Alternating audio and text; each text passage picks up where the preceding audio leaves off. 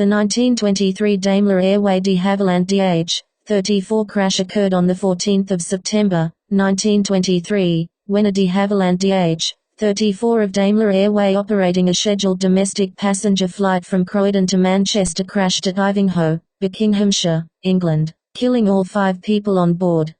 The accident aircraft was de Havilland DH.34 Gearbs, CN29. It had entered service with Daimler Hire Limited on 6 March, 1922. The flight was a scheduled domestic passenger flight from Croydon to Manchester. It was also reported to be carrying mail, although this was later denied by the General Post Office while flying over Buckinghamshire. A storm was encountered. Witnesses stated that an engine stopped, but was then restarted.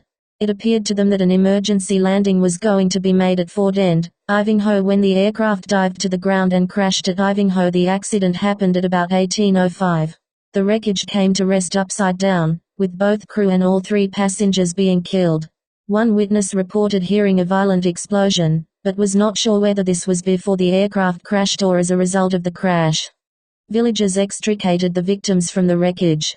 The deceased were taken to Ivinghoe Town Hall pending an inquest by the coroner. As a result of the crash, Daimler Airway temporarily suspended their service between Croydon and Manchester, due to having no aircraft to operate it.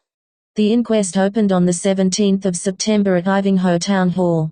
Evidence was given that the pilot was experienced, having flown for 755 hours, and that the aircraft was airworthy on departure from Croydon.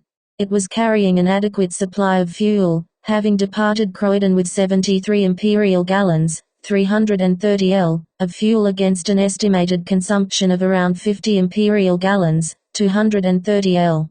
The aircraft could carry 8 passengers, but as only 3 were on board, 400 pounds, 180 kg, of ballast was carried, as well as a quantity of mail. Witnesses reported that the aircraft stalled before crashing. The inquest was adjourned until 24 September. At the resumed inquest, further evidence was given in respect of the ballast, which comprised a sack of sand weighing 350 pounds, 160 kg, and a large stone weighing about 50 pounds, 23 kg. It was stated that the ballast was packed in such a way that it would not have moved in flight. The jury returned a verdict of accidental death on all 5 victims. They agreed with the coroner's suggestion that reports on investigations into aircraft accidents should be made available to the public. As was then the case with reports into railway accidents, this was something that the Times had called for in its issue of 19 September, 1923, citing this accident and one that had occurred the previous month at East Malling, Kent. An investigation was opened into the accident by the Accidents Investigation Branch of the Air Ministry, with Major Cooper in charge. The investigation concluded that the accident was caused by pilot error. The aircraft had stalled while a precautionary landing was being attempted.